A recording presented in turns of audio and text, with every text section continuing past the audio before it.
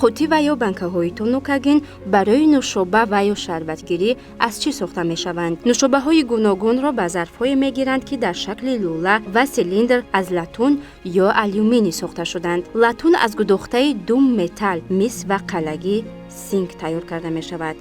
این گداخته سبک و مستحکم می‌باشد. آلومینی نیز مستحکم و سبک می‌باشد.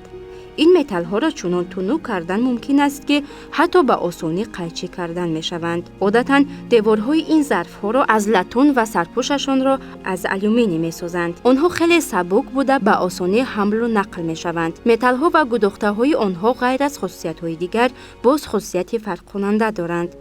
آنها را می توان به پلاستینه های تنوکترین و نخ های گوناگون تبدیل داد.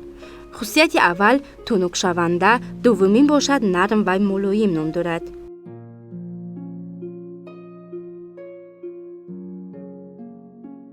شیشه سخت است و یا الماس. شیشه برای استحصال تیرزه و ظرف‌های دیگری شیشگی استفاده می شود. وی جسم سخت بوده باریدن آن خیلی دشوار است. متلی از این سخت‌تر وجود دارد که به آسانی شیشه را می برد. این الماس است. الماس اشیای از همه سخت‌ترین در طبیعت می باشد. برای آنکه شیشه را برند، پاره الماس را استفاده می کنند.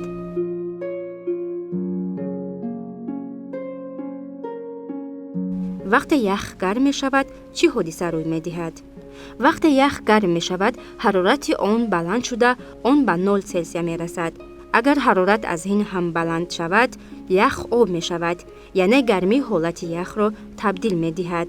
یخ از حالت سختی به مایع تبدیل می شود که آن را آبشوی می نامند. ابرها از چی عبارتند؟ ابرها از ذره‌چه های نهایت خرد بخار آب عبارت می باشند. آبهای بخار شده از قطره های خردترین عبارت بوده در بالای دریا، کل و برها، اینچنین در برگ های رستنی، شبنم و نفسگیری موجودات زنده پیدا می شوند. این ذره‌چه های خردترین خیلی سبکند و هوا آنها را می بردارد. اما وقتی که ذره‌چه ها سرد می شوند، به هم آمیخته می گردند و آنها را دیگر هوا برداشته نمی تواند. در نتیجه آنها را در شکل باران، ژوله و برف به زمین می ریزند.